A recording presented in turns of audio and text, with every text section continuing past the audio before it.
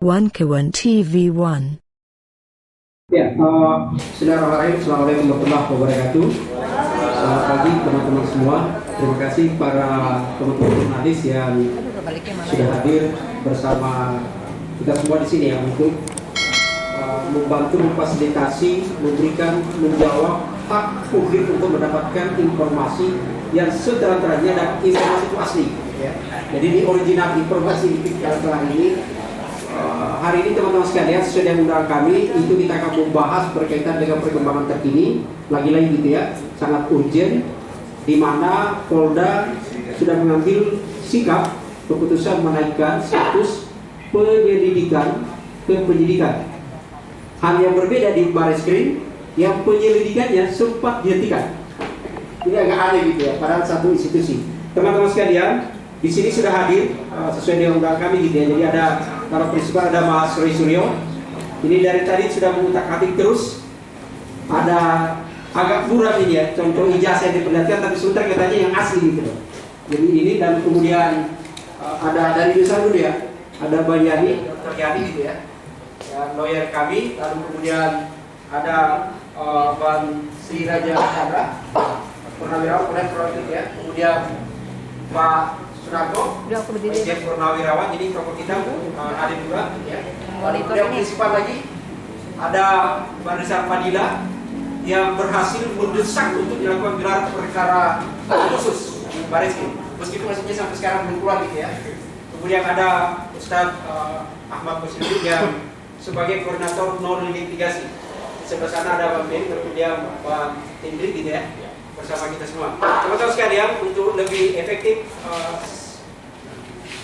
jumpa pers kita pagi ini, kami akan mengawali dulu penjelasan singkat dari Bang Ahmad Muslimin seperti apa sikap kami, karena ada dua ya, ada yang ada di Barreskrim dan ada yang di Polda gitu ya. Kita akan seperti apa sikap kami dan langkah-langkah upaya hukum yang akan kita lakukan ke depan. Karena sekali lagi tujuan ini sesungguhnya adalah bukan untuk pribadi para prinsipal. Selamat datang Mbak Ibu Kurnia gitu ya. Jadi bukan, tapi ini adalah demi kepastian hukum, kebenaran untuk kepentingan publik, supaya jejak sejarah bahasa kita terbukti. Saya persilakan kepada Ustaz Taka untuk penjelasan di awal dulu gitu ya kepada kita semua, lalu kemudian akan berturut-turut untuk kemudian para tokoh dan prinsipal. Saya persilakan. Baik, terima kasih Bang Sam. Bismillahirrahmanirrahim. Assalamualaikum warahmatullahi wabarakatuh. Sebagaimana kita ketahui bahwa pada Kamis 10 Juli 2025 yang lalu, Kombes Pol Ade Arissa selaku Kabid Humas Polda Metro Jaya mengumumkan peningkatan status dari tahapan penyelidikan ke penyidikan laporan terhadap klien kami Roy Suryo dan yang lainnya yang sebelumnya dilaporkan oleh Saudara Joko Widodo pada 30 April 2025 yang lalu. Menurut Polda Metro Jaya, peningkatan status ini bukan hanya terkait laporan Saudara Joko Widodo, tetapi juga sejumlah laporan dari Polres lainnya yang dilimpahkan atau dikonsolidasi oleh Polda Metro Jaya. Ada 5 laporan dari Polres yang lainnya dan kami pernah mendapatkan undangan klarifikasi. Namun dari 5 laporan tadi, 2 dinyatakan gugur karena pihak pelapor tidak mengajukan klarifikasi saat diundang, dan 3 dinaikkan ke tahap penyidikan. Artinya ada 4 laporan dari total 6 laporan yang ditingkatkan statusnya dari penyelidikan ke penyidikan. Sebagaimana kita ketahui, Saudara Joko Widodo sendiri melaporkan dengan dugaan tindak pidana pencemaran 310 KUHP, fitnah 311 KUHP, dan 27A Undang-Undang ITE terkait menyerang kehormatan menggunakan sarana ITE. Namun di luar itu, kami juga menyebut ini penyelundupan hukum ya. Saudara Joko Widodo melaporkan dengan pasal 35 Undang-Undang ITE yang ancaman pidananya 12 tahun penjara, juga pasal 32 Undang-Undang ITE yang ancaman pidananya 8 tahun penjara. Ini yang dulu sering kami sebut upaya untuk kriminalisasi, karena dimasukkan pasal-pasal tidak relevan dengan delik pencemaran dan fitnah dengan target kalau nanti statusnya naik ke penyidikan dan ditetapkan tersangka, polisi bisa menggunakan kewenangan untuk melakukan penahanan berdasarkan KUHP karena ancaman pidana yang bisa ditahan itu minimum 5 tahun penjara. Dan dengan dimasukkannya pasal 35 dan 32 Undang-Undang ITE melalui laporan saudara Joko Widodo ini, polisi nanti bisa mengambil langkah untuk menahan walaupun dalam persidangan pasal-pasal ini tidak terbukti gitu. Dan itulah modus operandi kriminalisasi yang sering kami temui bukan hanya di kasus klien kami hari ini. Yang kedua, laporan-laporan yang lain itu dilaporkan ada yang dari Polres Jakarta Selatan yang mengatasnamakan Peradi Bersatu, unik sekali, lucu bahkan aneh. Dia melaporkan diantaranya adalah kabar bohong, pemberitahuan bohong, 28 ayat 3 Undang-Undang ITE. Selain itu pidana sara 28 ayat 2 Undang-Undang ITE dan juga pasal 160 KUHP tentang penghasutan. Tetapi pelapor ini sendiri bohong. Dia menuduh kami mengedarkan kabar bohong, klien kami ya. Pelapor sendiri mengedarkan pemberitahuan bohong. Apa pemberitahuan bohongnya? Kemana-mana mengaku yang melaporkan adalah Peradi Bersatu. Tetapi saat kami diundang klarifikasi, tidak ada satupun laporan dari para pelapor itu yang namanya disebut sebagai atas nama Peradi Bersatu. Ada yang laporan yang diminta untuk klarifikasi itu antaranya yang pertama Andi Kurniawan, yang kedua Samuel Sweken, Kapriani, Lesumana dan Kahan Rahayan. Ada satu Samuel Sweken ya. Jadi tidak ada satupun atas nama Peradi Bersatu. Di dalam sebuah diskusi media ketika kami soal itu ya kebingungan gitu. Dan saya terus terang tersinggung karena saya anggota Perhimpunan Advokat Indonesia atau Peradi dan saya sebenarnya tidak terima ada organisasi dimanfaatkan untuk kegiatan yang bisa kita kategorikan ikut-ikutan mengkriminalisasi begitu. Nah, yang kedua tentu kami harus memberikan sikap terhadap apa yang sudah diumumkan. Sikap kami yang pertama tentu saja ini tindakan yang terlalu dini atau bahasa hukumnya itu prematur. Apa prematurnya? Pertama, kasus pencemaran ijazah palsu ini tidak bisa dilepaskan dengan kasus dugaan pemalsuan dokumen yang sudah dilaporkan di Barreskrim Mabes Polri. Walau hanya Dumas, kasus di Barreskrim itu sampai hari ini belum tuntas. Terakhir, ketika 22 Mei Johandani Rahajokro selaku Direktur Tindak Pidana Umum Barreskrim Mabes Polri menyatakan menghentikan penyelidikan dugaan pidana pemalsuan ijazah saudara Joko Widodo. Telah dilakukan proses koreksi melalui apa yang disebut dengan gelar perkara khusus di tanggal 9 Juli 2025 dan gelar itu belum ada hasil yang disampaikan kepada kita, pada publik. Harusnya setidaknya menunggu proses gelar ini diumumkan kepada publik. Misalnya kalau gelar itu ternyata menguatkan penghentian penyelidikan, oh berarti dianggap sama dengan hasil yang diumumkan Johandani Rahajokro. Sebaliknya jika ternyata gelar menyatakan bahwa penyelidikan ini ada cacat proses, prosedur dan substansi dan pihak Biro Wasidik selaku pengawas penyidik memerintahkan kepada penyidik untuk membuka kembali dan melakukan penyelidikan terhadap dugaan tindak pidana pemalsuan dokumen 263 KUHP yang diduga dilakukan oleh saudara Joko Widodo, maka kasus ini dibuat kembali. Jadi tidak relevan pencemarannya karena apa? Kasusnya jalan gitu. Nah dari situ kami kemudian muncul praduga jangan-jangan semua akan dikondisikan. Pengumuman di Barreskrim nanti juga hasilnya akan sama sehingga Polda berani meningkatkan penyelidikan ke tahap penyidikan. Oke lah kalau skenario yang demikian, tapi tetap saja harusnya menunggu pengumuman dari Biro Wasidik dulu hasilnya seperti apa. Karena ini berkaitan, tidak mungkin ada pencemaran ijazah palsu kalau belum dibuktikan ijazahnya asli. Bagaimana kalau ternyata bagaimana? Habis ya? Cek. Bagaimana kalau nanti kalau ternyata ijazah itu terbukti palsu? Kan nggak ada lagi fitnah, nggak ada lagi pencemaran begitu. Lagi pula sikap kami sudah jelas, kami keberatan klien kami disidik dengan pasal pencemaran dan fitnah sebelum dibuktikan ijazah ini asli berdasarkan keputusan pengadilan yang berkekuatan hukum tetap begitu. Jadi ini yang menyebabkan kami menyimpulkan ini prematur, dan karena ini prematur meloncat dari proses dan tahapan, Ini yang kami sebut ada tendensi, ada atensi, ada kepentingan mengkriminalisasi klien kami melalui peningkatan tahapan dari penyelidikan ke penyidikan.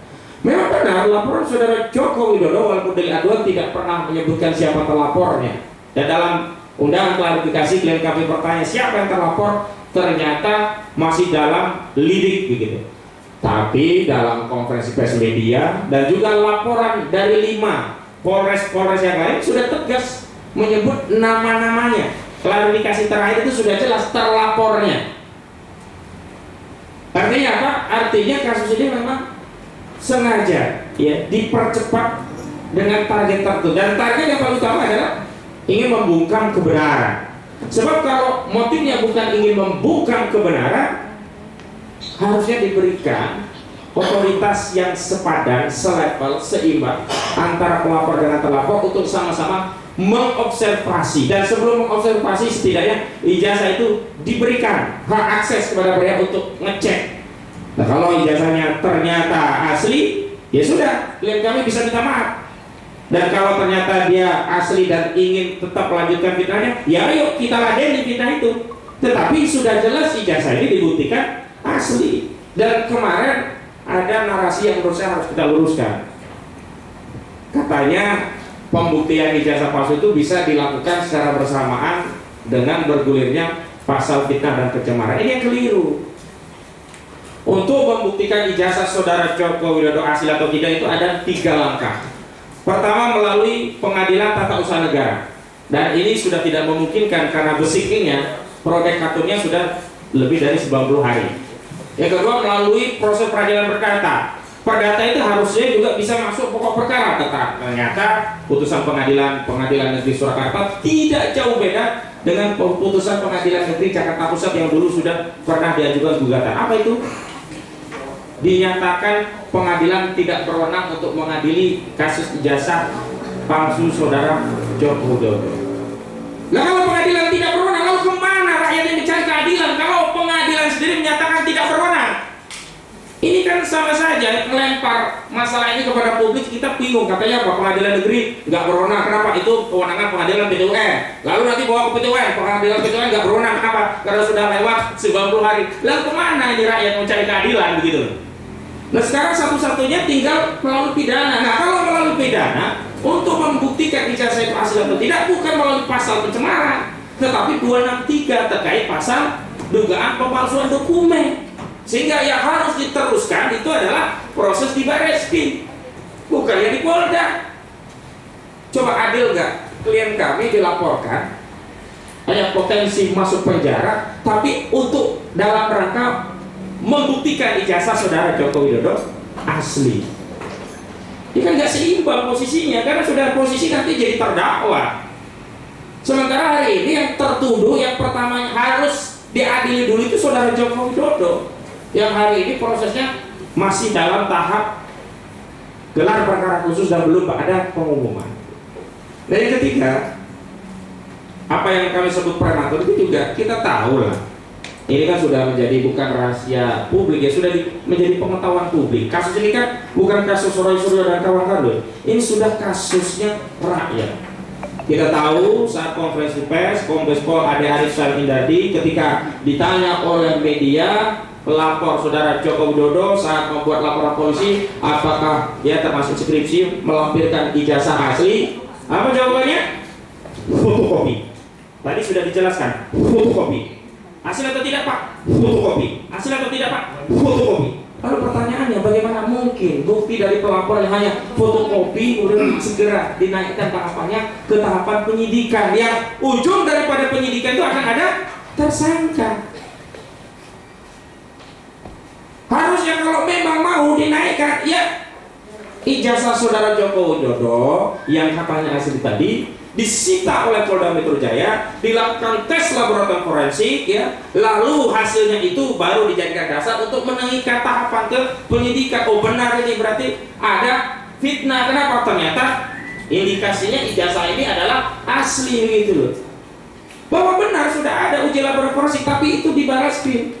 Dan itu hanya Dumas, kepentingan uji itu untuk Dumas dan sudah digunakan untuk menghentikan Dumas. penyelidikan. Tidak bisa hasil dari Bareskrim dipinjam oleh Polda atau disita oleh penyidik Polda untuk melanjutkan kasus dugaan fitnah dan pencemaran. Harus disita oleh penyidiknya berdasarkan LP-nya, LP saudara Joko Widodo itu gitu. Lalu kami juga heran, sampai hari ini bertanya-tanya, walaupun kami sudah tahu jawabannya. Sejak kapan proses penegakan hukum akses terhadap bukti itu dengan pinjam? Hebat sekali saudara Joko Widodo. Kalau yang lainnya disita, kenapa ada pembedaan terhadap saudara Joko Widodo? Ijazahnya tidak disita oleh Bareskrim, hanya dipinjam dan kemudian dikembalikan. Dan karena itu rasa gelar perkara khusus Biro Wasidik ya, Bareskrim tidak bisa menunjukkan ijazah. Karena barang itu cuma pinjaman, harusnya kan disita. Kalau disita, saat Biro Wasidik bisa ditampilkan, Pak Rasulullah bisa lihat dan ternyata asli, langsung Pak Rasulullah minta maaf, ternyata asli, selesai. Faktanya kan nggak demikian. Terus ada narasi di bawah, kami nggak percaya, nanti dikhawatirkan itu jebakan Batman kalau nanti ditunjukkan ya, kan nanti akan difoto-foto, ada macam-macam analisis, nanti tambah ramai. Nah itu kan berarti nggak percaya kalau ijazahnya asli. Kalau ijazahnya asli apa sih susahnya difoto? Gak ada masalah, diuji berkali-kali juga dengan foto, dengan analisis apapun, kalau asli nggak akan ada masalah gitu. Artinya mohon maaf hari ini jika perkara ini berlarut-larut, saya minta maaf kepada seluruh rakyat Indonesia, bukan karena klien kami, bukan karena kami lawyer, karena kami memang tugas dan tanggung jawabnya membela klien kami, tapi ini sumber masalahnya adalah saudara Joko Widodo sampai hari ini tidak mau menunjukkan ijazah yang disebutnya asli itu kepada kita semua. Jadi jangan dibalik-balik, jangan kita yang kemudian dianggap bikin gaduh. Akarnya ada di sana. Kemudian yang terakhir, kami menegaskan bahwa proses yang ada di Polda Metro Jaya itu sebenarnya repetisi, pengulangan terhadap proses yang telah dilakukan oleh Bareskrim. Apa itu? Yani tidak ada transparansi, tidak menjamin kredibilitas, dan pasti tidak ada akuntabilitas. Dan itu yang dulu kami jadikan dasar untuk mengajukan proses permohonan gelar perkara khusus terhadap Dumas yang tiba-tiba gelar perkara sepihak oleh Bareskrim dan dihentikan. Dan hari ini Polda mengulangi gelar perkara sepihak.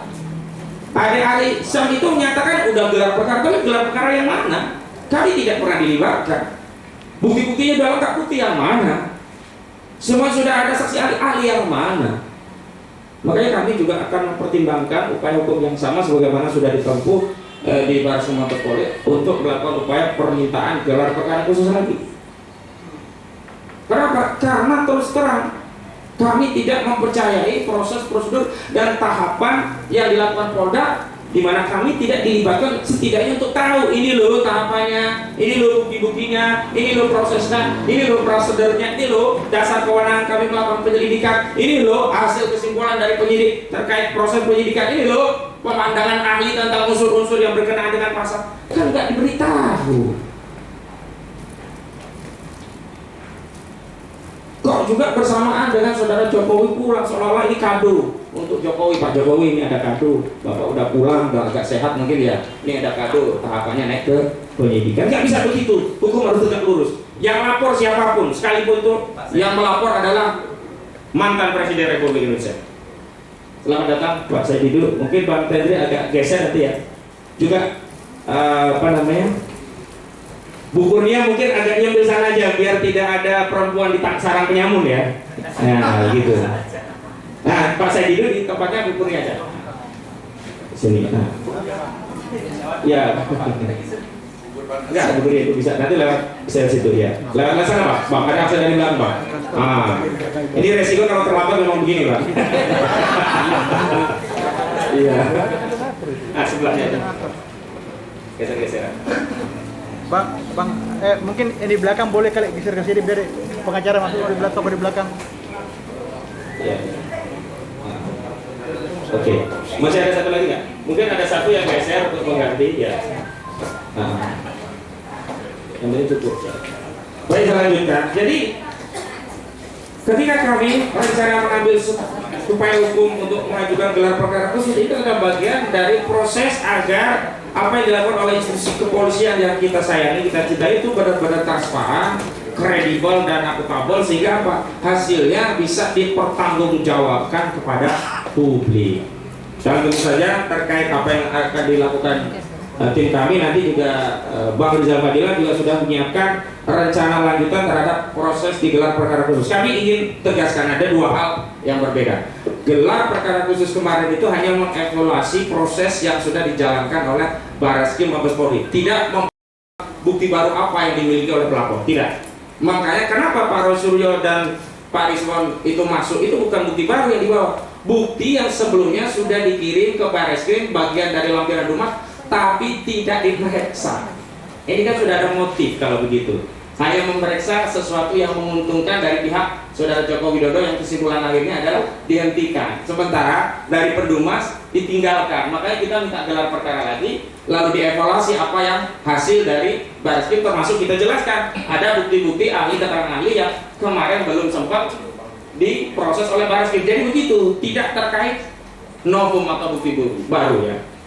Nah, ada pun terkait bukti baru, nanti Bang Rizal Fadila akan menjelaskan kenapa. Karena seiring dengan perjalanan kasus ini, ternyata makin kesini makin kita temukan banyak dokumen, keterangan dan selebihnya yang makin menguatkan bahwa ijazah Saudara Joko Widodo ini memang bermasalah. Saya kira itu saja penjelasan saya, dan mohon maaf Pak Nusan, untuk biar lebih tahu dulu mungkin bisa dibacakan dulu oleh Pak Samsul Jalil karena sudah jadi nanti. Setelah ini pembacaan dulu. Baik, saya kembalikan kepada Pak Nusan. Ya, kita ke itu ya, pembacaan penanganannya kan sederhana sebenarnya, bahwa sampai hari ini belum ada kepastian soal ijazah Jokowi. Pengadilan hanya menyatakan bahwa tidak berwenang memeriksa. Itu jadi clear. Jadi tidak boleh ada menjustifikasi, ini kan sudah selesai, tidak bisa. Karena ini belum ya. Karena tidak masuk di pokok perkara.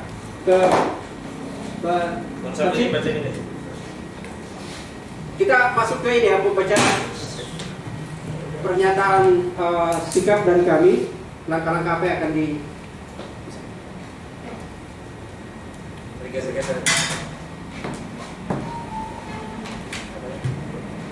Ini dibacakan aja. Saudara sekalian, saya membacakan pengumuman Polda Metro Jaya Primatur kasus penyemaran dan fitnah ijazah palsu Jokowi tak dapat ditingkatkan ke penyidikan tanpa pembuktian ijazah Jokowi asli. Polda Metro Jaya telah mengumumkan kasus laporan tuduhan ijazah palsu Jokowi dinaikkan dari tahap-tahap penyelidikan ke penyidikan. Hal itu telah disampaikan oleh Kabid Humas Polda Metro Jaya, Kombes Polisi Ade Arisam Indradi pada hari Kamis 10 Juli 2025. Berkenaan dengan hal itu, kami, tim advokasi anti kriminalisasi akademisi dan aktivis selaku kuasa hukum Roy Suryo, Rismond Sianipan, Rizal Fadila, Kurnia Tri Royani menyampaikan pandangan hukum sebagai berikut. Pertama, peningkatan status penyelidikan kasus dugaan pencemaran dan fitnah soal ijazah palsu yang diajukan oleh Saudara Joko Widodo ke tahap penyidikan tidak memiliki dasar hukum, mengingat seseorang hanya dapat dinyatakan melakukan pencemaran dan fitnah ijazah Jokowi palsu setelah dibuktikan ijazah Saudara Joko Widodo asli. Bukti hukum bahwa ijazah Jokowi asli harus berdasarkan putusan pengadilan yang berkekuatan hukum tetap, karena hanya putusan pengadilan yang bisa memberikan deskripsi yang otoritatif secara hukum untuk menyatakan ijazah Saudara Joko Widodo. Dalam kasus ini, ijazah Saudara Joko Widodo belum pernah dibuktikan oleh putusan pengadilan asli. Bahkan Saudara Joko Widodo hanya bermodal ijazah fotokopi saat membuat laporan polisi ke Polda Metro Jaya. Hal mana telah ditegaskan oleh Kombes Polisi Ade Arisam Indradi dalam konfes menjawab pertanyaan media dengan menegaskan bukti ijazah Joko Widodo yang dimiliki penyidik Polda Metro Jaya hanya berupa fotokopi. Dalam hukum pembuktian, dokumen fotokopi tidak memiliki kekuatan hukum dan bukan termasuk alat bukti yang sah sebagaimana dimaksud dalam pasal 184 KUHP. Kedua, kasus dugaan pemalsuan dokumen ijazah Joko Widodo saat ini sedang diperiksa oleh Biro Wasidik Bareskrim Polri melalui gelar perkara khusus pada tanggal 9 Juli 2025 lalu. Hingga saat ini belum ada pengumuman hasil atau kesimpulan dari gelar perkara khusus tersebut. Karena itu, tindakan Polda Metro Jaya yang meningkatkan status penyelidikan dugaan pencemaran dan fitnah ijazah palsu Joko Widodo terlalu prematur. Bahkan ada dugaan kuat karena ada pesanan dan desakan dari pihak-pihak tertentu. Mengingat hasil gelar perkara khusus Biro Wasidik Bareskrim Polri dapat memerintahkan penyelidikan ulang kepada Ditpidum Bareskrim Polri yang sebelumnya telah menghentikan dumas dugaan ijazah palsu saudara Joko Widodo. Ketiga, proses gelar perkara yang dilakukan oleh Polda Metro Jaya soal kasus pencemaran dan fitnah ijazah palsu Joko Widodo dengan hasil meningkatkan status penyelidikan ke tahap penyidikan tidak transparan, tidak kredibel, dan tidak akuntabel. Keputusan sepihak tanpa melibatkan klien kami selaku pihak terlapor dalam perkara tersebut.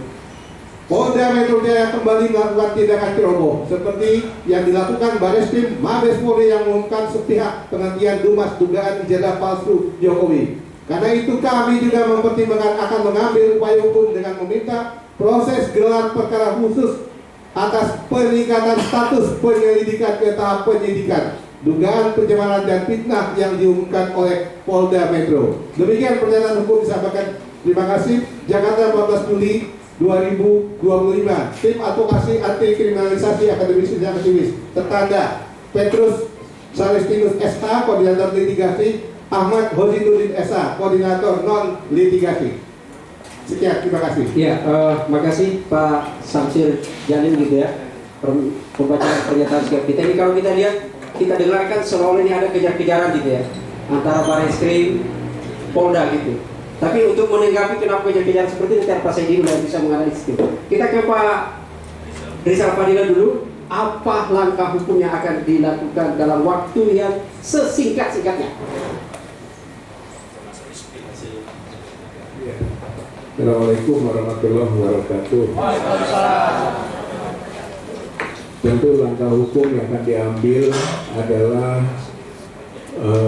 menyampaikan kepada pihak Bareskrim untuk mengambil keputusan. Desakannya adalah bahwa terdapat unsur pidana pada proses penyelidikan di Bareskrim ya, dengan terlapor Joko Widodo pasal 263, 264, 266 KUHP. Jadi kita sangat yakin dan akan menyampaikan bahwa penyelidikan yang lalu itu terdapat unsur pidana.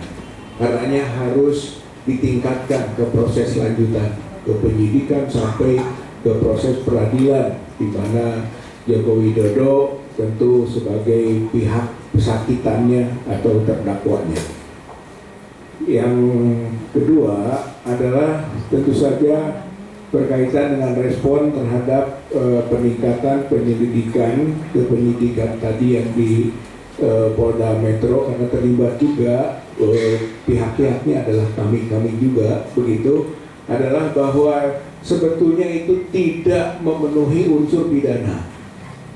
Karena apa? Karena satu yang berkaitan dengan pencemaran, fitnah atau yang dia adukan dari keaduan oleh Joko Widodo itu tadi harus berbasis dulu pada keputusan tentang asli atau palsunya dokumen.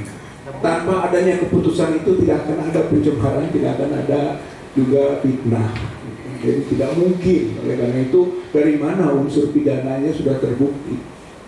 Lalu yang 5 lagi laporan Gitu. Pada umumnya di antara para pihak yang dilaporkan atau dimintakan keterangan klarifikasinya menyatakan keberatan atas legal standing daripada pelapor, dan itu dituangkan dalam berita acara klarifikasi. Sehingga dengan begitu unsur pidananya di mana? Jadi tidak ada unsur pidana pada yang 5 laporan dan pada 1 laporan Joko Widodo. Oleh karena itu ketika dinaikkan ke penyidikan, saya kira ini merupakan yang disebut kriminalisasi. Itulah keberatan dari kuasa hukum tadi yang disampaikan di pernyataan sikapnya. Nah, khusus mengenai yang di Bareskrim itu kan belum selesai, gitu ya. Bahwa gelar perkara khusus yang dilakukan kemarin itu belum sampai pada konklusi hukum, belum, gitu kan. Artinya apa? Pada gelar perkara khusus kemarin itu pada tahap ke-1 itu baru menerima informasi dari penyidik, gitu kan. Penyidik yang di dalamnya ada penyelidik. Informasinya tidak beda dengan yang diumumkan pada tanggal 22 Mei 2025. Berarti tidak ada sesuatu yang baru, gitu. Bahkan dari pihak kita yang disebut pelapor atau pengadu mas, begitu, menyampaikan keberatan atas pengumuman tanggal 22 Mei tersebut, dan itu diungkapkan di gelar perkara khusus tadi, gitu. Jadi sifatnya sudah ada penyampaian yang belum ada tindak lanjut. Nah, mungkin nanti saya ingin menegaskan tentang dasar-dasar pentingnya tindak lanjut itu, begitu, dalam kaitan dengan pasca gelar perkara khusus yang telah disampaikan kemarin, yang sebetulnya dari pihaknya penyidik yang di dalamnya ada penyelidik, itu tidak ada sesuatu yang baru selain yang pernah diuraikan 22 Mei 2025. Kira itu poinnya.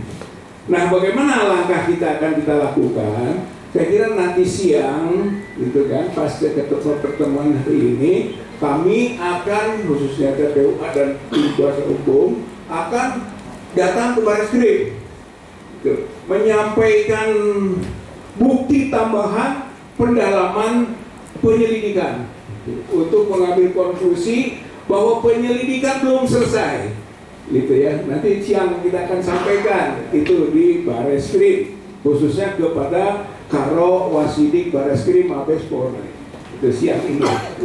Nah, apa poinnya? Begini, pasca gelar perkara khusus, harapan agar proses penyelidikan dapat berlanjut hingga tahap penyidikan dan lanjutannya. Itu yang kita akan mohonkan dan kita desak. Karena alasannya begini.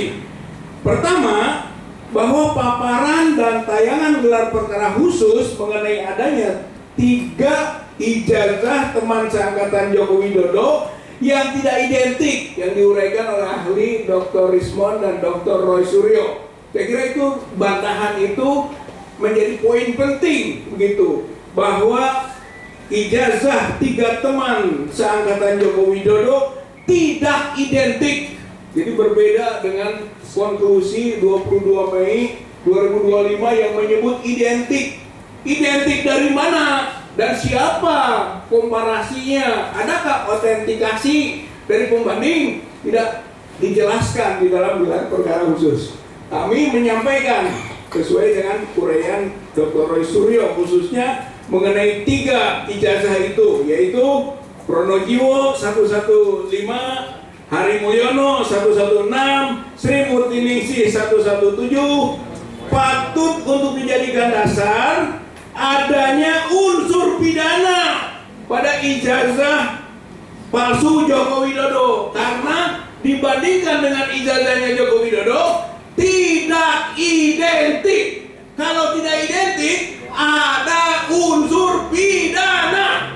Itu ini yang disebut dengan dasar kenapa ditingkatkan ke proses penyidikan dan seterusnya. Itu yang pertama. Yang kedua, perbedaan nama, tanda tangan, pembimbing utama, ya, Profesor Dr. Isir Ahmad Sumitro pada lembar pengesahan skripsi Widodo dengan nama tanda tangan disampaikan putrinya Aida Gregori Alus Fakultas Kehutanan UGM, sebagaimana ditayangkan, itu ditayangkan juga oleh kita, begitu, ditayangkan saat gelar perkara khusus dapat pula menjadi dasar adanya unsur pidana pada dugaan ijazah palsu Joko Widodo pada Dumas TPUA. Berarti poin pentingnya unsur pidana ada. Begitu, ini poin penting. Nah, yang ketiga, adanya temuan mengenai indikasi tim pembuat atau keterlibatan orang tertentu dalam pembuatan ijazah palsu Joko Widodo di Pasar Pramuka Pojok menjadi alasan bahwa penyelidikan masih harus berlanjut. Itu poinnya. Penyelidikan itu tidak boleh dihentikan. Hasil gelar perkara khusus tidak boleh sampai pada konklusi menghentikan penyelidikan seperti 22 Mei 2022 yang lalu.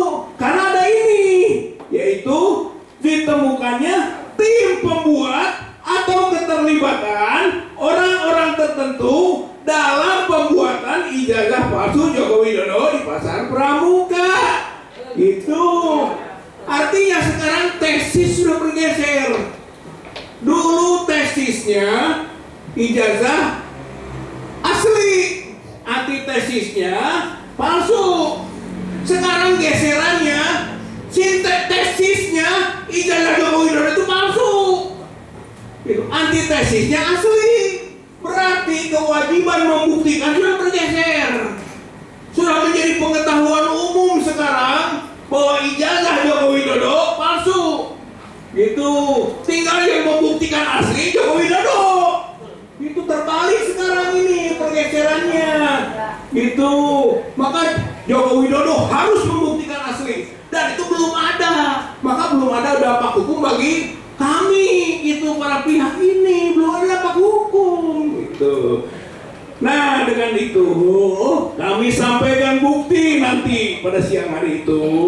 Satu, video podcast Topi Merah dengan Refli Harun pada RH Channel dengan analisis error level analysis, ELA, luminance gradient analysis, face comparison, face recognition, dan lain-lainnya yang menunjukkan tidak identik dan dugaan kuat palsunya ijazah Joko Widodo. Itu poinnya nanti dari pembuktian itu.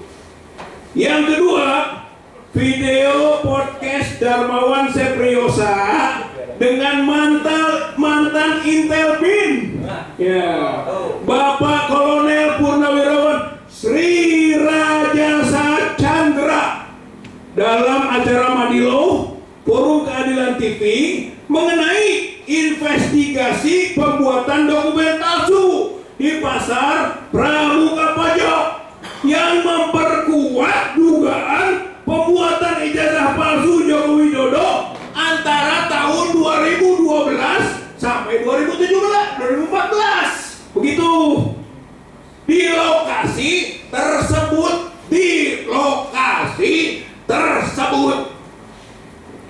Yang ketiga, tayangan dari King MC Opposite Channel mengenai keterlibatan tim inti pembuat ijazah palsu Joko Widodo, yakni David Agus Yunanto, Anggit Nugroho, Muhammad Isnaini, Widodo, Eko Sulistyo, Sigit Widyaman, dan Pak Iman Raharjo.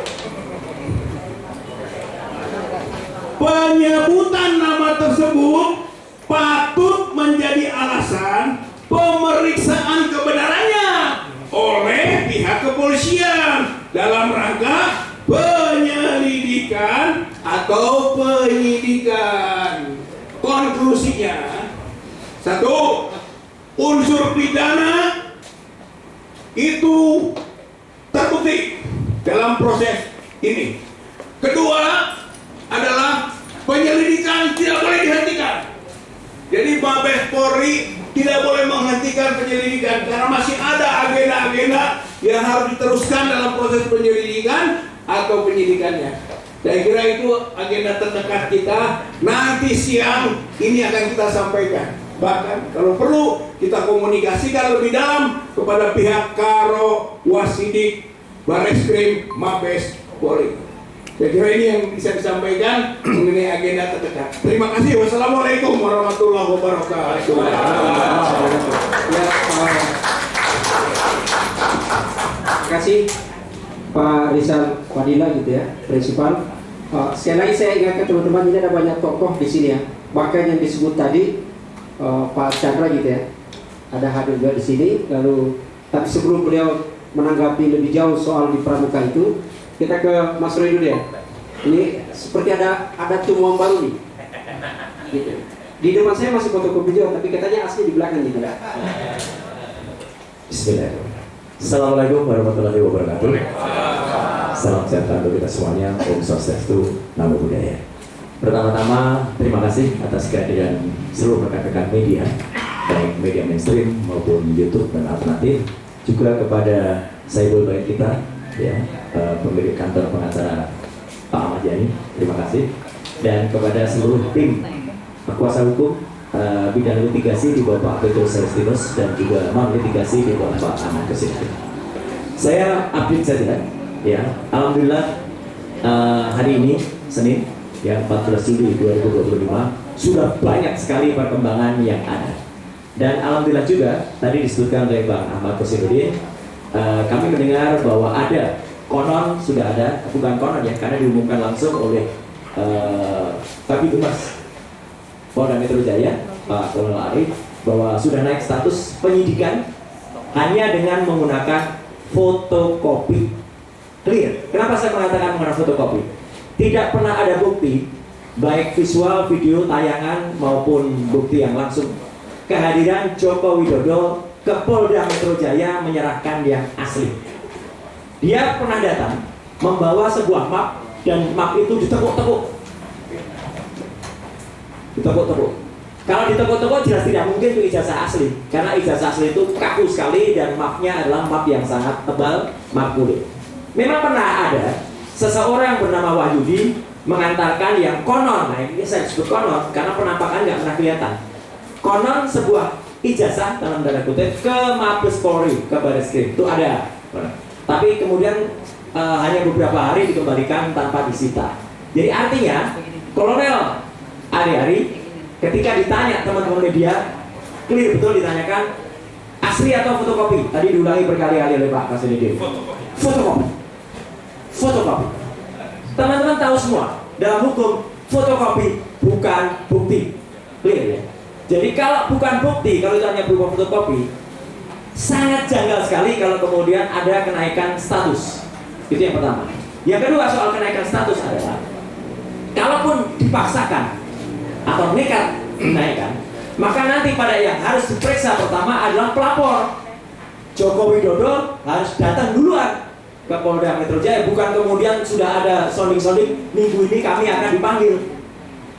Itu urutannya salah besar. Joko Widodo dulu harus dipanggil. Kemudian saksi-saksi dari pihak pelapor yang dipanggil duluan. Ahli, panggil lagi semuanya di sana. Dan yang paling menarik, ini ada perkembangan dari ahli yang katanya ahli ya, yang disebut ahli digital forensik. Pada saat gelar pendapat khusus di Bareskrim, dia mengakui dia bukan ahli analog. Jadi kalau dia sendiri dihadirkan, makan tuh kata-katanya. Buat apa dia dihadirkan untuk sebuah bukti yang sifatnya analog? Jadi dia tidak berhak untuk menjadi ahli dalam kasus di Polda Metro Jaya. Kalau itu dipaksakan lucu. Dan dia waktu itu di Bareskrim, sebenarnya kami waktu itu bisa menolaknya karena dia tidak mendapatkan surat tugas. Kami, saya, Dr. Resmond, Dr. Tifa, Dr. Taufik, itu ada di surat tugas yang diserahkan kepada Karo Wasidik. Ahli digital forensik yang katanya ahli itu tidak mendapatkan surat tugas, jadi dia harusnya bisa ditendang keluar. Tapi atas kebaikan hati kami tidak menendang keluar. Kenapa? Kami ingin mendengar apa paparan keahliannya. Ternyata ini fakta, teman-teman. Dan ini bisa ditanyakan kepada Karo Wasidik dan seluruh peserta gelar. Tidak ada satupun presentasi ilmiah yang ada. Dia bahkan melakukan ad hominem. menyerang secara pribadi Dr. Resmond, menyerang saya, menyerang teman-teman. Jadi kualitasnya sangat-sangat diragukan yang katanya ahli itu tadi. Ya, kalau itu mau dilakukan. Jadi saya menyebutnya dia ahli sastra. Kenapa ahli sastra? Hanya bisa omong-omong saja. Ya, itu faktor yang pertama kalau itu. Nah, ini tadi yang sudah dibocorin oleh Pak Sam. Yang kedua sekarang, lebih berkembang dari tadi yang sudah disampaikan Pak Rizal Fadila. Terima kasih. Jadi saya nggak perlu ulangi. Karena kami terus bertanyakan kemarin, ini kan buktinya harus analog, harus ada bukti asli. Hari ini, Senin, 14 Juli 2025, kami selaku prinsipal menyatakan kami sudah memegang 5 bundel bukti asli, ijazah asli dari Universitas Gadjah Mada. Bukan hanya fotokopi, tapi ijazahnya asli. Jadi ijazah yang kita berikan bukan hanya ijazah, lengkap dengan transkrip nilai, lengkap dengan semua bukti-bukti, dan diserahkan langsung oleh, terima kasih untuk kakak-kakak kelas saya. Dan itu ada di Fakultas Kehutanan yang lulus angkatan 85. Jadi untuk pada periode tahun 85 dari Fakultas Kehutanan Universitas Gadjah Mada yang asli. Diulang lagi. Jadi kami sudah mendapatkan tim hukum, termasuk tim advokasi, kami sudah mendapatkan porijin masih di tangan kami. Karena atas pesan dari yang bersangkutan, kami memegang amanah betul. Jangan ditunjukkan dulu, nanti di pengadilan baru ditunjukkan. Tapi saya tidak mau hanya omong-omong. Saya tunjukkan nanti analisisnya. Jadi fakta ini, bukan cuma omong-omong seperti pihak sono. Ya. Ada 5 bundel. Sekali lagi, ada 5 bundel ijazah plus transkrip nilai asli dari UGM, Universitas Gadjah Mada. Bukan UPP, Universitas Pasar Pojok Pramuka, yang diserahkan secara baik, berjiwa nasionalis oleh kakak-kakak kelas saya, karena saya angkatan saya lulus 91, beliau itu angkatan 85, dan tidak hanya dari Fakultas Kehutanan, ada juga fakultas lain, tapi tahunnya sama, lulus 85, semuanya asli. Dan apa bedanya? Ternyata perbedaannya sangat tajam dengan yang disebut ijazah miliknya Joko Widodo. Apa ketajamannya? Ini baru saya katakan. Saya sedikit contoh saja pakai ijazah saya sedikit ya. Ini ijazah asli saya. Ya. Sebelah kanan kenapa buat gitu? Ini nanti ada analisisnya, analisis saya. Ini ijazah saya tahun 91, 6 tahun setelah ijazah 85. Yang pertama di sini kalau diperhatikan ada yang namanya watermark. Di seluruh bidang ijazah yang dicetak di kertas ada tulisan Universitas Gadjah Mada, Universitas Gadjah Mada. Jadi di situ ada tulisan Universitas Gadjah Mada, Universitas Gadjah Mada. Tidak ada di ijazah ini. Clear. Tidak ada. Jadi watermark itu penting sekali. Ya.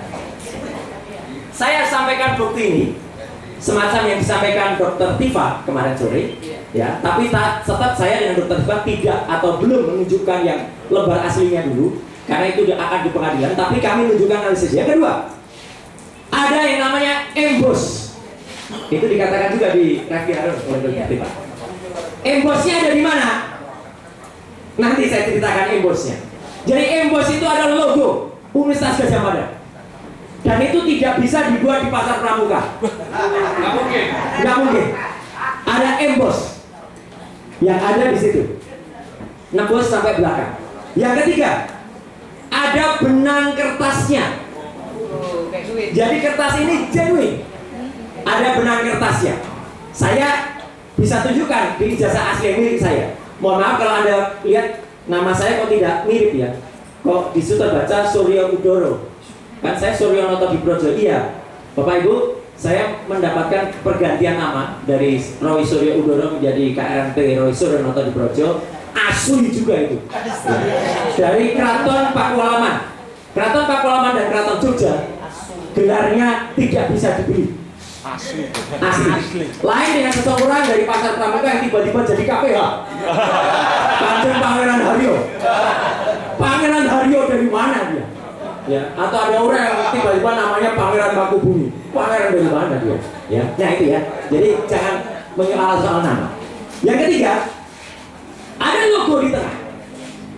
dengan tinta tertentu, yang tinta itu unik. Kadang-kadang tinta itu tembus sampai belakang kalau yang di aslinya, karena tinta itu terbuat dari barang yang mahal. Itulah kalau ijazah asli. Dan yang kelima, ijazah saya sudah tidak ada, tetapi di ijazah tahun sampai dengan tahun 85 memang masih ada yang namanya meterai. Meterainya nilainya tertentu. Kalau nilainya salah berarti ijazahnya palsu. Tahun 85 nilai dan warna meterainya adalah saya sembunyikan dulu untuk bukti nanti di pengadilan. Nah, jadi teman-teman, ada 5 kategori perbedaan ijazah asli milik 5 bundel. Sahabat-sahabat, maaf, kakak-kakak kelas saya alma mater, yang se-alma mater dan Gajah Mada, yang sekali lagi terima kasih kakak-kakakku, Anda telah benar-benar dan ini undangan juga terbuka untuk semua aktivis, semua alumnus Gajah Mada. Silakan kalau Anda ingin menyerahkan itu, boleh ke kuasa hukum, boleh ke kami, boleh ke Dr. Respon, atau juga ke Dr. Tima. Ya, itu kami akan simpan sebaik-baiknya dan kami akan rawat sebaiknya. Nah, sesuai dengan janji saya kepada mereka, saya lakukan juga uji ELA. Jadi ini sekaligus jawaban teman-teman semua. Ada seorang yang katanya ahli, tapi tidak bisa mengatakan, dia hanya nggak bisa aja pakai ELA, tapi dia bilang ELA tuh nggak bisa untuk uji digital. Mas, ngaku aja kamu nggak bisa lakukan ELA. Topi merah itu adik kelas saya, ya. Itu pun bisa melakukan ELA. Gitu, error level analysis. Error level analysis itu artinya apa, teman-teman? Ada kita menguji ijazah atau apapun, kalau itu terdapat rekayasa atau terdapat penambahan, itu akan error pada bidang gambarnya. Tolong perhatikan ijazah saya ini, teman-teman semua. Ini adalah ada tulisan ijazah. Kalau di ELA, di sini masih ada sisa tulisan IJA, masih ada. Masih ada juga logo UGM. Masih ada juga bagian foto saya. Masih ada juga tanda tangan dari rektor. Masih ada juga watermark, embossnya sebenarnya masih ada. Di ELA kelihatan. Inilah ijazah yang disebut milik Joko Widodo di tahun 85. Kelihatan nggak bedanya, teman-teman semua? Ini gambar jelas.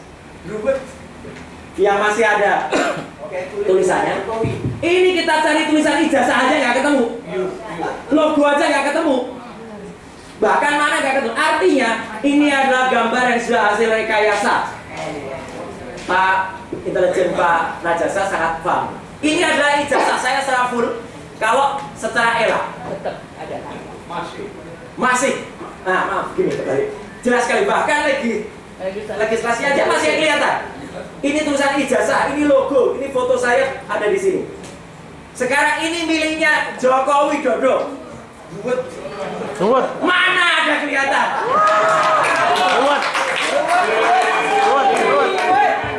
Tidak ada sama sekali. Tidak ada. Sama sekali. Gelap kayak orangnya. Enggak, ya. Kita enggak minum, tapi hasilnya tidak ada. Dan hasil analisis ELA ini saya pertanggungjawabkan kepada dunia akhirat. Allahu Akbar. Tidak ada hasil pada lembar yang disebut miliknya Joko Widodo. Tidak otentik. Tidak otentik. Jadi bukan hanya identik. Dan saya sudah mohon izin kepada yang bersangkutan. Saya tidak tampilkan aslinya, tapi saya tampilkan analisis ELA-nya.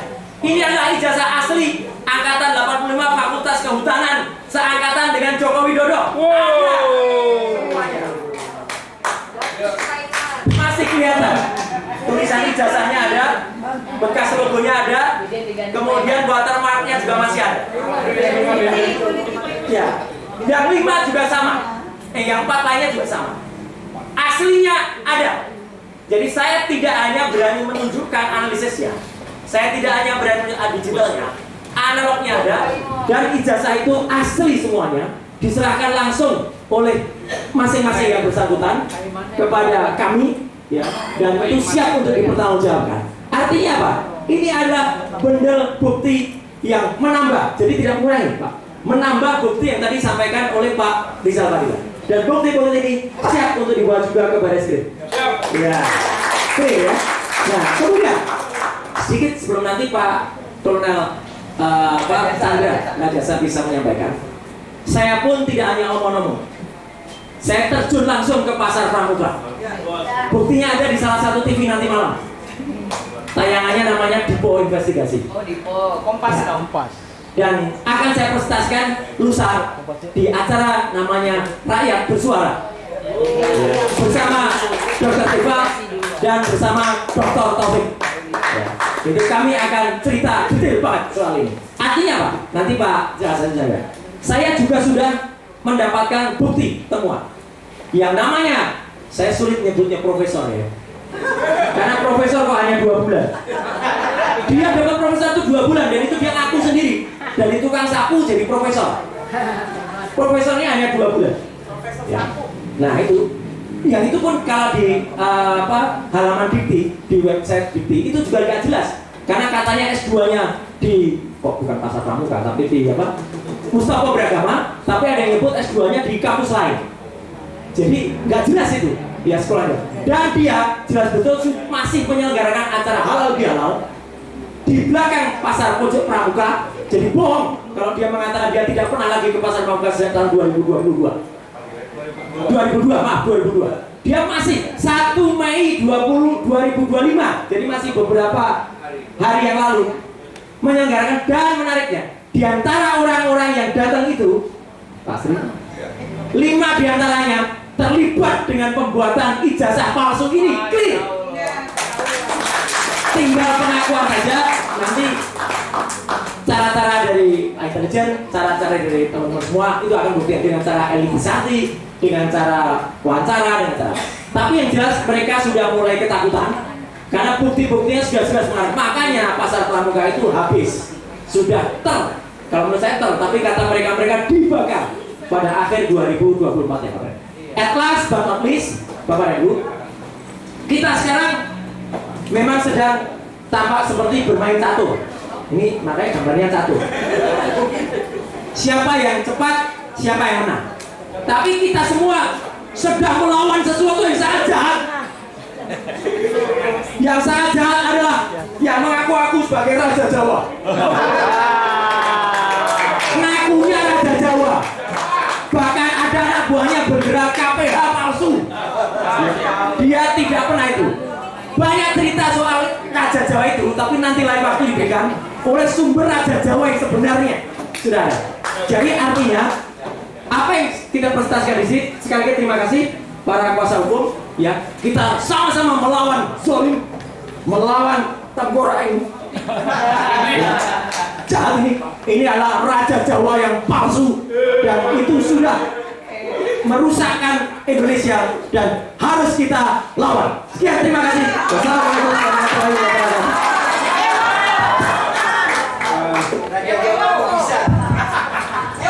Ini saya agak bingung nih. Ini jumpa pers atau apa? Tapi yang pasti langsung. Terima kasih Pak Kapolda, Mejen Purnawirawan. Terima kasih sudah hadir gitu ya. Teman-teman sekalian, untuk efektifnya sekarang ke Pak Saididu. Ini apa yang terjadi sebenarnya negeri kita ini? Kok semakin seperti tidak beradab gitu loh. Assalamualaikum warahmatullahi wabarakatuh.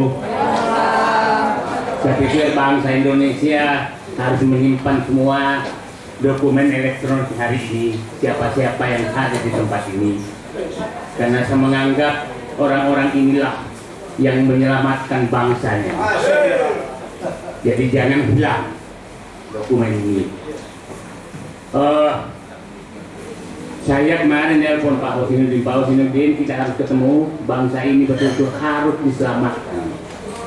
Karena di titik tikungan yang sangat tajam, yang hampir seluruh aparat dan penguasa sudah menempatkan pembohong sebagai pahlawan. Dan orang jujur menjual kebenaran sebagai pecundang. Ini titik krusial yang sangat-sangat bahaya. Kita harus berkumpul apapun resikonya. Apapun resikonya kita harus hadapi. Saya memberikan penghormatan dan mungkin ya ngambil contoh lah. Katanya Raja Jawa ini pantas jadi nabi, kata mereka.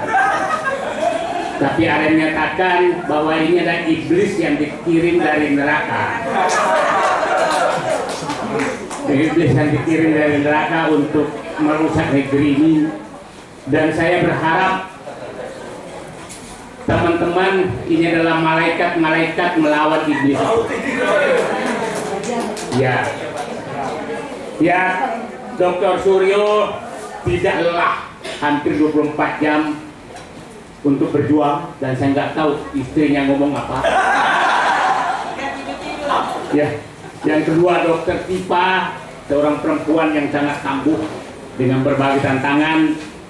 Dr. Rismon tahu-tahu muncul dari Jepang datang ke Sumatera Utara, diterbangkan memperbaiki Jawa. Kemudian ada Pak Rizal Fadila, kita tahu ini adalah pejuang dari dulu, tidak pernah kendor apapun. Ibu Kurnia, perempuan tangguh.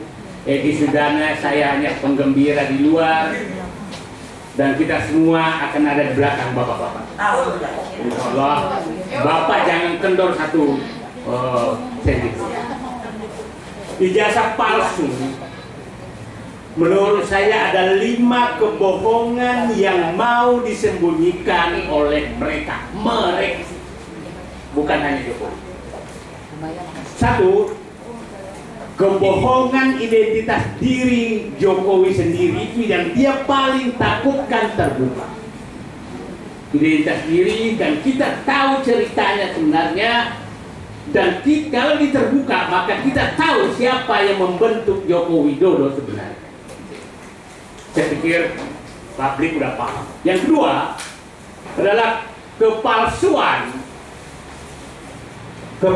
dan bikin kepalsuan putranya yang menjadi wakil presiden. Itu juga kalau terbuka ini akan terbuka siapa dia sebenarnya, dan kepalsuan terhadap dinasti ini akan terbuka semua.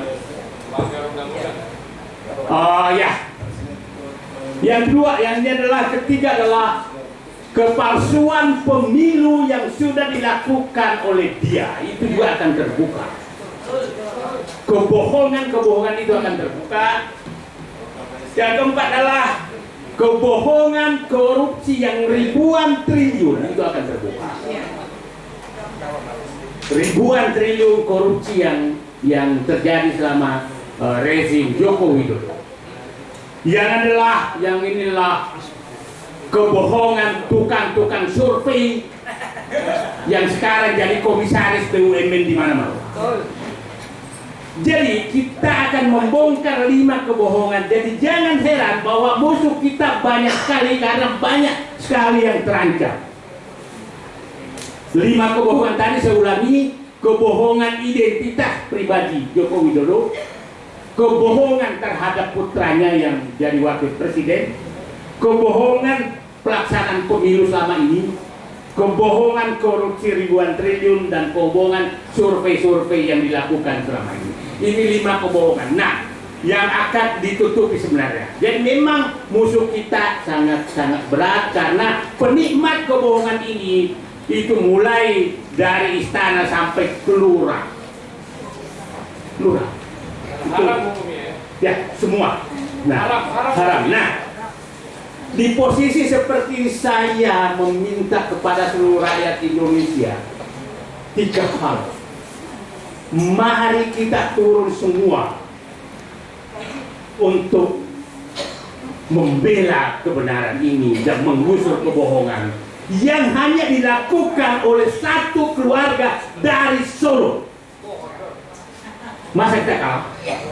Itu komandan, yang lain itu anak. Nah, saya pikir bapak-bapak jenderal pasti mendidih mendengarkan masa kita kalah sama satu dinasti yang tidak jelas. Ya. Yang kedua, kepada seluruh aparat, berhentilah aparat hukum menjadi pelindung pelindung daripada raja bohong ini betul-betul adalah hati nurani kalian. Saya berharap 3-4 orang yang pernah jadi pelaku utama raja bohong ini mengakulah. 2-3 orang saja mengaku, saya pikir Anda akan jadi pahlawan menyelamatkan bangsa ini. Jangan sembunyikan terus. Yang terakhir kepada Presiden Prabowo, kalau tidak mampu memihak kepada kebenaran, minimal Bapak diam saja, nggak usah begitu. Kalau memang tidak mampu, karena sering sekali ada kode-kode dari Solo itu langsung leto hilang.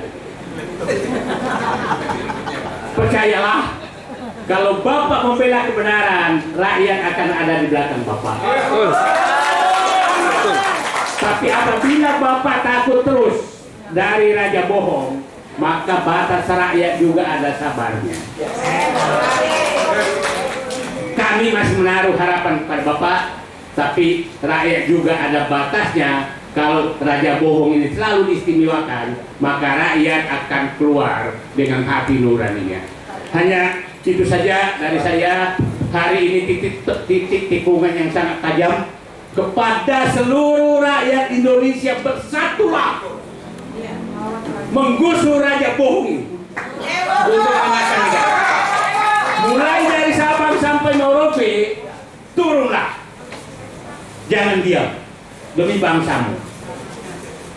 Coba kita lihat, mulai kemarin di Aceh coba diganggu oleh menantu dia, di Papua dia coba ganggu lewat lewat oligarkinya dan lewat yang memberikan Raja Jawa, yaitu Bahlil. Jadi semua tinggal menunggu waktu akan dihancurkan oleh mereka kalau kita diam. Saatnya melawan. Bismillahirrahmanirrahim. Assalamualaikum warahmatullahi wabarakatuh. Ya, teman-teman, saya tidak akan menanggapi di kebohongan itu ya. Tapi ini mengingatkan bahwa kalau teman memiliki informasi ada kasus korupsi di Pertamina, juga kasus korupsi 286 triliun, hampir setengah triliun kan? Itu baru satu kasus. Celakanya bukannya diperbaiki, tapi komisarisnya adalah dari para lembaga survei. Saya ke Pak Majen Sunarko, saya bacakan. Majen Purnawirawan gitu ya. Dan saya ingatkan, alhamdulillah kumisnya masih mempesona. Nggak ada. Jadi nggak ada berani ukur itu. Persoalan aja itu.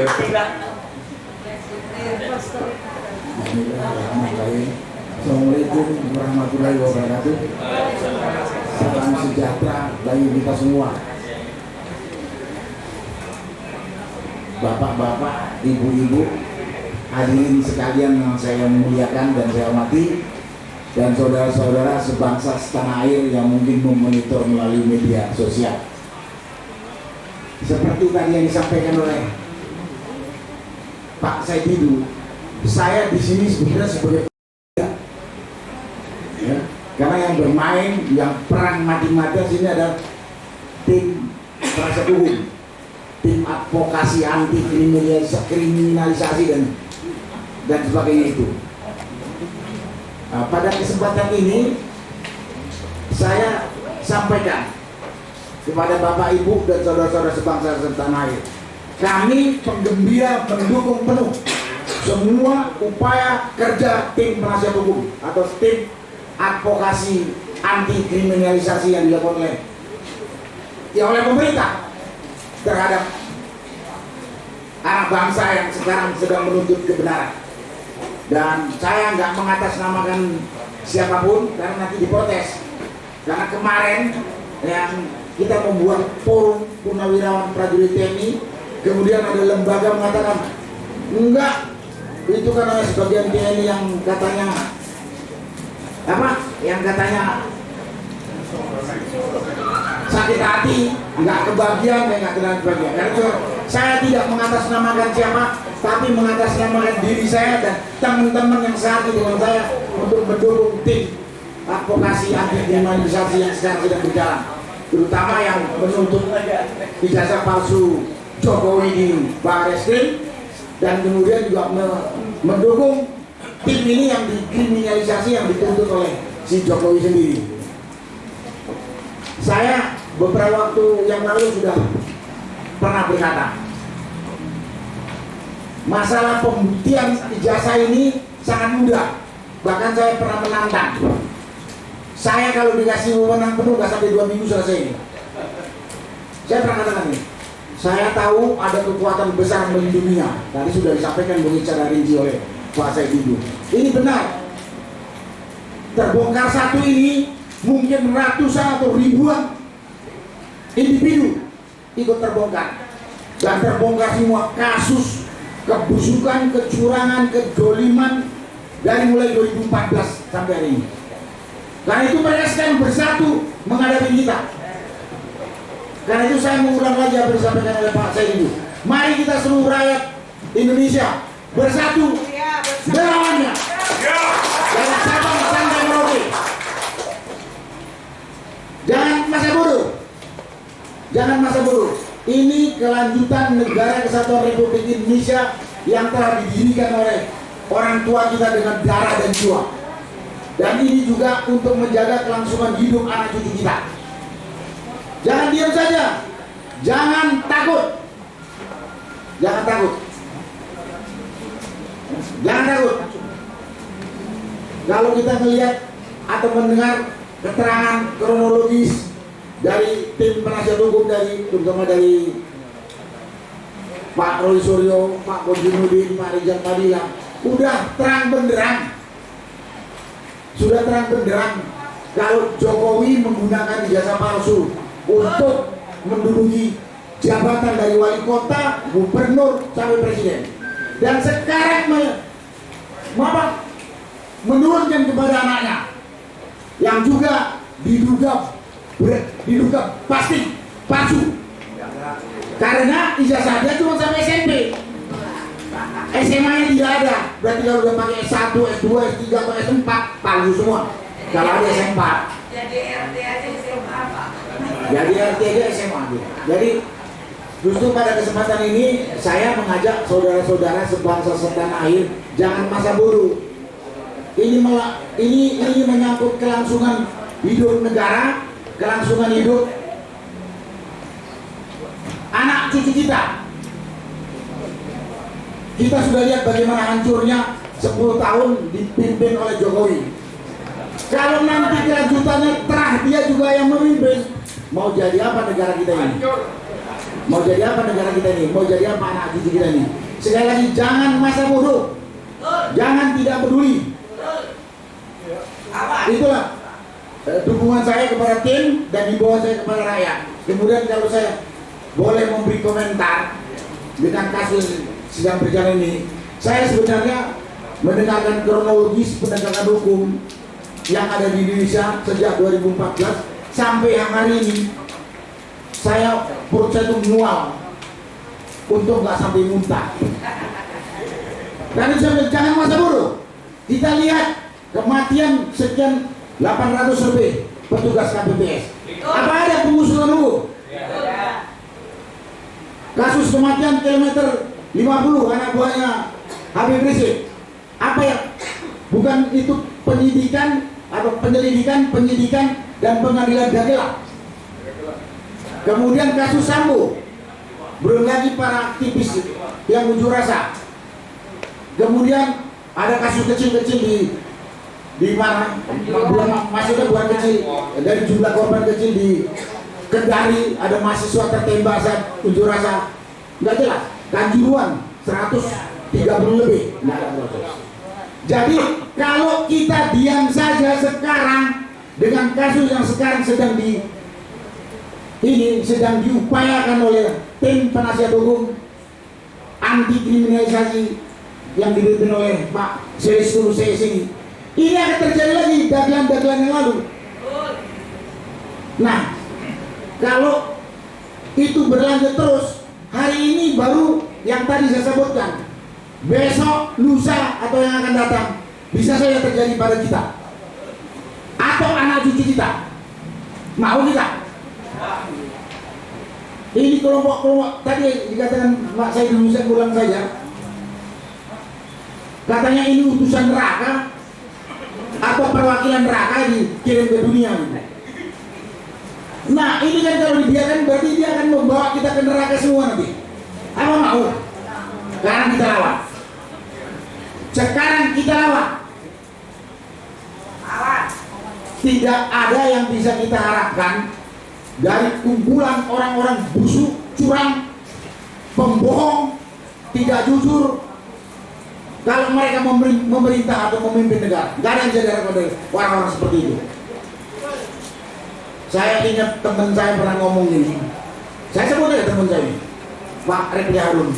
Saya nggak akan mau masuk kelompok pemerintahan yang saya tahu dia duduk di situ dengan hasil curang. Dan saya bilang sama yang saya ikuti Pak Refli. Karena kita tahu penipu, pembohong, manusia serakah dan rakus kalau mengelola satu organisasi atau negara, tak ada yang bisa diharapkan untuk rakyat secara adil. Pasti hanya berpikir perutnya, perut keluarganya, dan perut kroninya. Padahal kita punya hak yang sama untuk menikmati semua kekayaan alam negara kita yang begitu kaya raya. Dan itulah, mari kita berjuang untuk kelangsungan negara dan bangsa kita. Dan mari kita berjuang untuk anak cucu kita. Dan ingat, tak ada yang bisa diharapkan kebaikan dari orang-orang lisik, rakus, tidak jujur. Tak ada. Jangan terkecoh dengan berita-berita di medsos yang mengatakan, oh Jokowi sudah melakukan ini, pemerintah sudah melakukan ini, dan lain sebagainya. Itulah komentar saya dan ajakan saya kepada rakyat. Dan kemudian yang berikutnya yang perlu saya sampaikan kepada aparat TNI maupun Polri, Anda memang punya kode etik, tunduk, setia, taat kepada atasan. Kalau atasanmu itu jalan on the track sesuai konstitusi, kalau tidak, Anda tidak punya kewajiban mengikuti perintah atasanmu, malah kamu yang akan ikut masuk neraka. TNI, Polri, dan penegak hukum lain. Saya bekas tentara. Jadi jangan dipotong-potong kode etik di TNI dan Polri. Kita harus tunduk, setia, taat kepada atasan. Itu sebetulnya ada kelanjutannya. Kalau atasan atau pimpinan on the track dengan konstitusi, keluar dari track konstitusi, lawan. Jangan kamu ikut masuk neraka nanti di akhirat. Itu kepada aparat. Ini saya lihat dalam penegakan hukum sekarang ini, yang saya katakan mudah banget membongkarnya, tapi kelihatan aparat dalam hal ini polisi melawan tindakan-tindakannya absurd, gak masuk akal. Nggak malu, nggak malu Anda, malu keluarga, malu anak cucu, atau nanti kalau udah mati dicatat polisi atau penegak hukum mungkin juga ikut TNI dalamnya, bongkar gitu aja nggak bisa. Saya nggak percaya yang katakan polisi tidak mampu atau tidak profesional. Yang ada polisi dan aparat penegak hukum tidak jujur, tidak adil. Itu fakta yang terlihat. Karena dia tergabung dalam konspirator melindungi tadi, melindungi kebusukan yang sudah sejak 2014 itu. Dan terakhir, saya cuma mengimbau atau minta atau teriak kepada Presiden Republik Indonesia ini, Presiden Prabowo, kemana bapak-bapak dengan kasus-kasus yang begitu ringan saja kok bikin gaduh bangsa ini. Tapi gaduh ini saat ini kalau berlanjut bukan gaduh Pak, mungkin kita bisa pecah belah karena aparat yang bapak kendalikan bertindak tidak jujur dan tidak adil. Udah sangat kelihatan absurd. Jadi tadi juga secara review dan disampaikan oleh Pak Said Didu. Dan sekali lagi yang terakhir ini, pemerintah ini kemana? Ini masalah tidak berat. Dan jangan buat narasi-narasi yang bikin Bapak sebetulnya, Pak Presiden maksud saya, sebetulnya malah merendahkan diri Bapak. Narasi macam kabinet saya bekerja baik, apalagi dan lain sebagainya, banyak sekali. Saya kalau disuruh kumpulin, karena banyak hati, saya ditegur sama pembawa acara terlalu banyak saya ngomong. Tapi banyak sekali kasat mata, mudah diselesaikan. Kalau Presiden mau bersikap jujur, adil, bertanggung jawab. Nah, ini enggak ada. Kalau ada yang mengganggu Bapak, kalau Bapak sudah jujur, adil, saya siap mati di depan Bapak. Ya benar, untuk melindungi Bapak. Untuk melindungi Bapak Presiden. Jadi jangan takut. Itulah yang bisa saya sampaikan pada kesempatan ini. Terima kasih. Wassalamualaikum warahmatullahi wabarakatuh. Jadi jujur itu hebat, culas itu setan. Turun ke dia, sikat ya. Saya sudah jawab. Coba mau masuk dulu.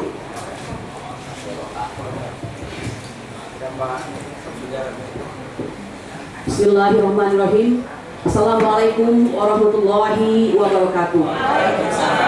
Ya, insya Allah saya coba untuk singkat ya, untuk menyikapi naiknya status penyelidikan menjadi penyidikan atas laporan saudara Joko Widodo dan 5 relawan pecinta matinya terhadap kami para pejuang ijazah asli bagi semua orang yang sudah mengenyam pendidikan.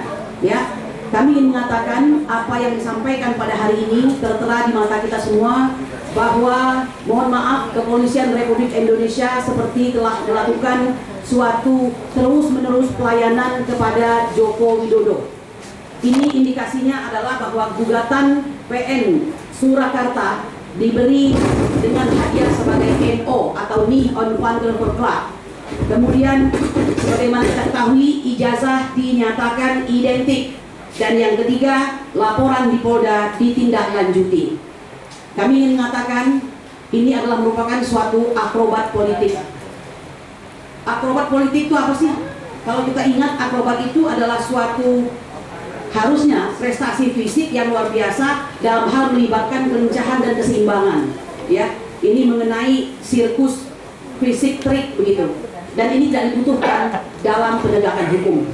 Oleh karena itu, kami ingin mengingatkan kepada Kepolisian Republik Indonesia bahwa sesungguhnya kami semua ini yang telah diberikan status sebagai terlapor sebelumnya sama sekali tidak pantas untuk diproses hukum.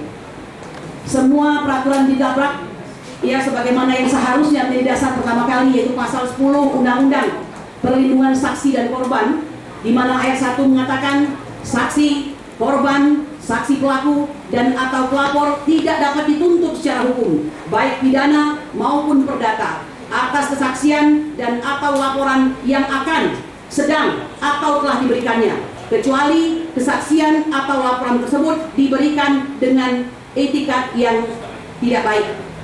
Dalam hal terdapat tuntutan hukum terhadap saksi korban, saksi pelaku dan atau pelapor atas kesaksian dan atau laporan yang akan, sedang atau telah diberikan, tuntutan hukum tersebut wajib ditunda sehingga kasus yang ia laporkan atau ia berikan kesaksian telah diputus oleh pengadilan dan memperoleh kekuatan hukum tetap.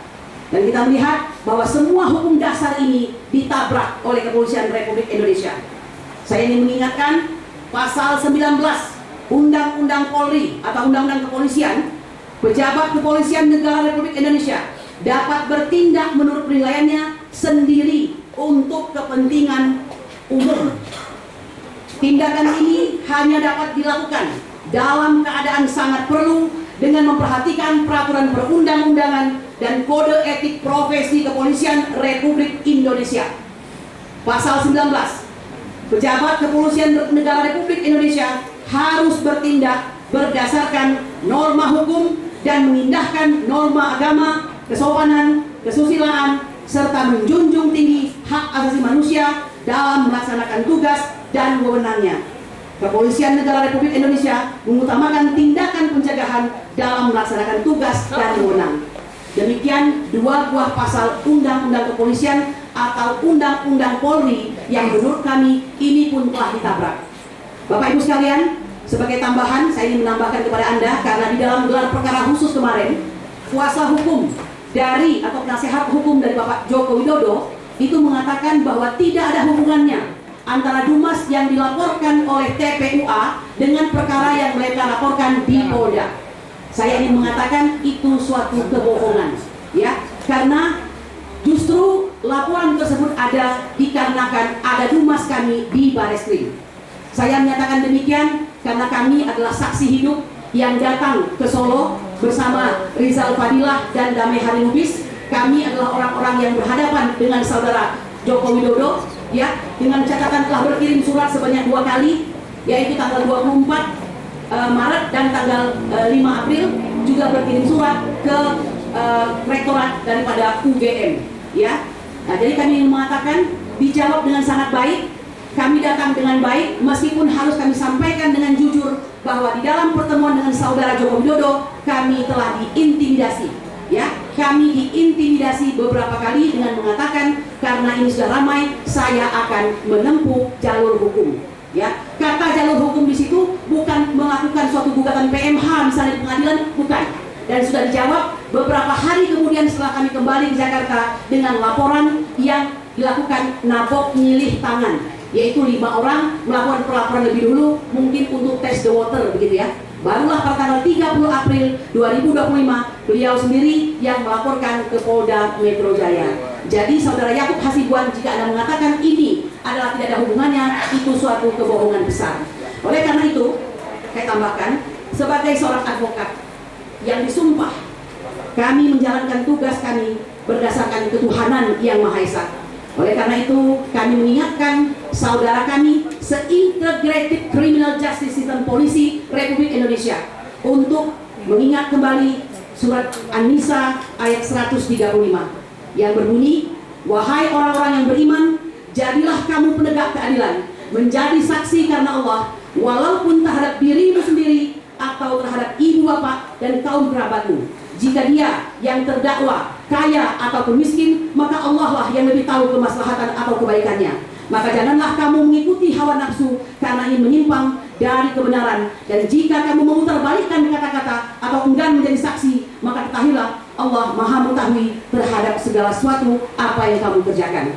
Demikian yang saya sampaikan. Semoga kiranya keadilan segera datang.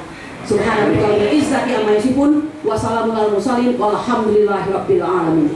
Assalamualaikum warahmatullahi wabarakatuh.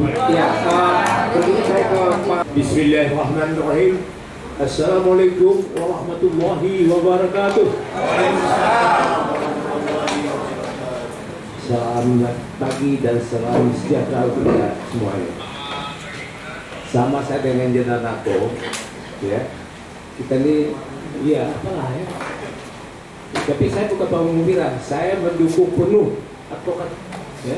Termasuk penerima kuasa, Bang? Iya, saya terima kuasa. Jadi saya ada juga pengacara juga. Jadi saya kembangkan sedikit. Saya tamatan AMN 65. Ya, dan kemarin Pak Narko itu kumpul ya. Siapa saksi dengar? Nah, itu meeting saya itu. Saya baru umur 28 tahun. Kalau menurut hijrahnya 83 tahun, 38 tahun. Enggak mau. Nah, saya nggak ada lagi. Betul apa ini dijuangkan oleh advokat kita ini yang takut, yang takut mati. Karena ini adalah jihad, ya, melawan kezoliman. Karena ada yang zolim itu kepada kita, apalagi kepada bangsa, kita wajib untuk melawannya. Kalau dilakukan kita malah mencegahnya dan enggak, yang perlu makna iman adalah mendoakannya. Tapi ini benar kita sanggup untuk melawannya.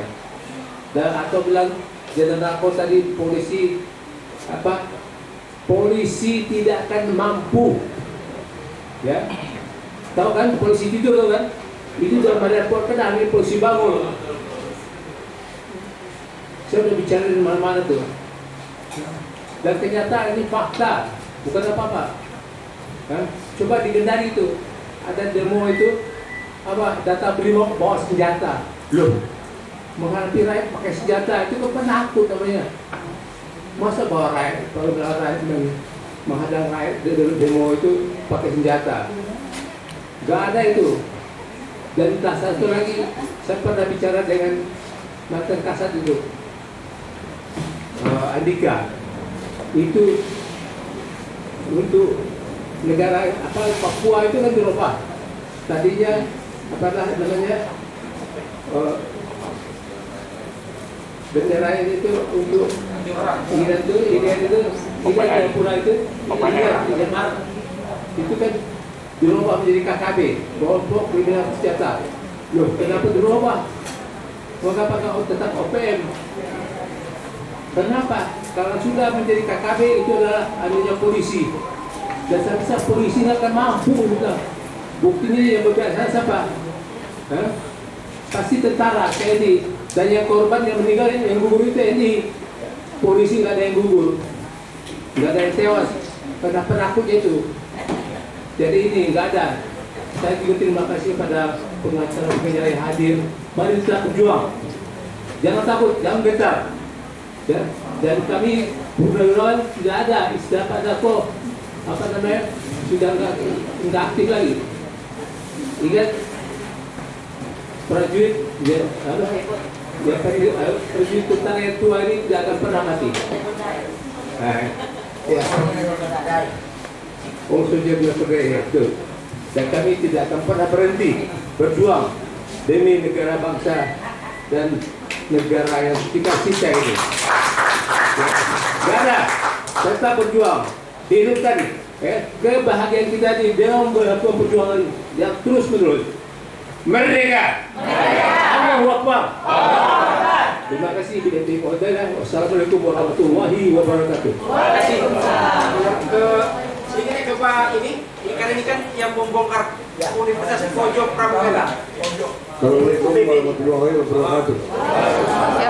Saya hanya melengkapi hasil penelitian Mas Roy dan kawan-kawan. Sebagaimana saya sampaikan terdahulu, ada pasar Pramuka Pojok yang nantinya sebagai saksi sejarah tumbangnya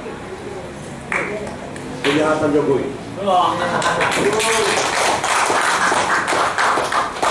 Halal bihalal yang dilakukan oleh Pak Iman ternyata membuka kotak Pandora kejahatan Pak Iman dan kawan-kawannya di pasar Pramuka Pojok. Dari foto-foto yang dapat kita ambil, di sanalah terlihat siapa yang ahli tanda tangan, siapa yang ahli ini dan semuanya. Dan itu semua nama-nama sudah ada di Mas Roy dan di Sentana. Nah, kemudian hasil investigasi saya sebagai mata-mata yang pernah pengalaman mata-mata, kemudian verifikasi silang, ditemukan pengakuan dari seorang perempuan yang mengatakan bahwa Pak Iman adalah otak yang mencetak ijazah Jokowi. Cuma bukan dia, ada ahlinya. Dan ini sebuah pengakuan. Oleh karenanya, kenapa polisi takut untuk menyentuh pasar Pramuka? Karena disitulah akan terbongkar bahwa terjadi sebuah kebohongan yang dilakukan oleh Jokowi. Tapi satu hal lagi yang penting saya sampaikan. Jokowi bukan hanya pembohong, tapi dia pengkhianat, seperti yang Bapak katakan soal Papua. Bulan Agustus 2014,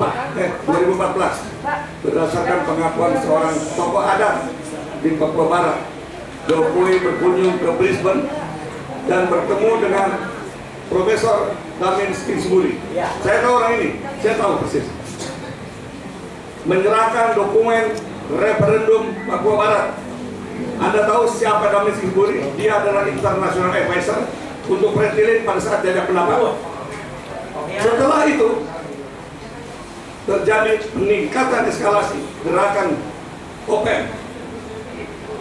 Ini adalah manuver Jokowi dengan menggunakan Profesor Damin Kingsbury. Damin Kingsbury juga adalah international advisor untuk gerakan separatis di Indonesia, terhadap GAM dan OPM. Jadi Pak, kalau kita hanya katakan Jokowi pembohong, itu masih kurang. Jokowi ada pengkhianat. Jadi kalau hari ini terjadi kriminalisasi terhadap suara kebenaran yang dilakukan oleh rakyat, diwakili oleh Mas Rosuryo dan kawan-kawan, kemudian dilakukan oleh instrumen hukum di bawah kekuasaan Presiden Prabowo. Jika Prabowo melakukan pendiaman terhadap masalah ini, Prabowo juga ikut berkhianat terhadap Republik ini. Terima kasih.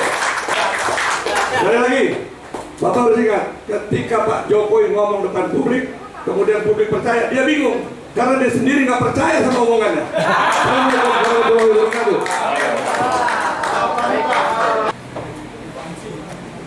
Ya mohon maaf. Sudah Pak. Ini ceritanya yang sekarang ini adalah pengalian isu, pengalian isu. Jadi semuanya Rosuryo saya itu dikriminalisasi. Nggak ada lagi. Sesuatu itu soalnya sekarang ini itu ditemukan bunker ya. Di sana terkumpul duit triliunan. Ya. Dan sekarang diamankan oleh Luhut Panjaitan.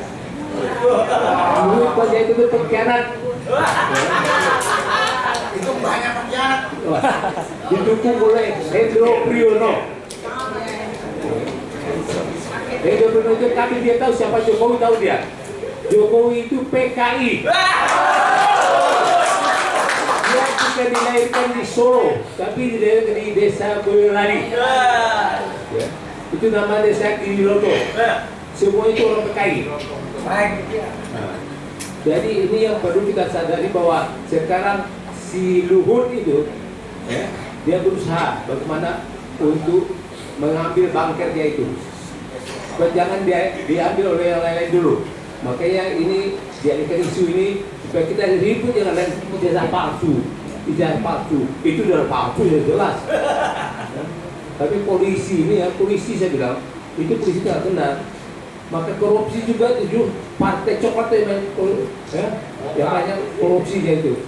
DPR semuanya itu korupsi. Sudah di DPR itu Ciptaning, sama Eko, Oleng, itu banyak lagi. Itu PKI. Dan kita sekarang dikendalikan oleh PKI gaya baru. Maka kita jadi domba. Maka kita yang hadir di sini dan semua rakyat bangsa Indonesia jangan terpengaruh oleh PKI gaya baru. Kita dari domba. Maka kita sadar sekarang bahwa kita harus tetap berjuang. Insya Allah Allah bersama kita. Amin. Allah Akbar. Terima kasih. Teman-teman sekalian, saya kira kita akhirnya karena mau jual ke Bariskin dan lain-lain gitu ya. Terima kasih atas kehadirannya semua. Sekali lagi para tamu yang support gerakan teman-teman Mas Roy. Sekali lagi ini bukan perjuangan Mas Roy gitu ya. Bukan untuk diri, apalagi keluarganya sudah terganggu, tapi untuk kita semua. Sekali lagi mohon maaf. Assalamualaikum warahmatullahi wabarakatuh.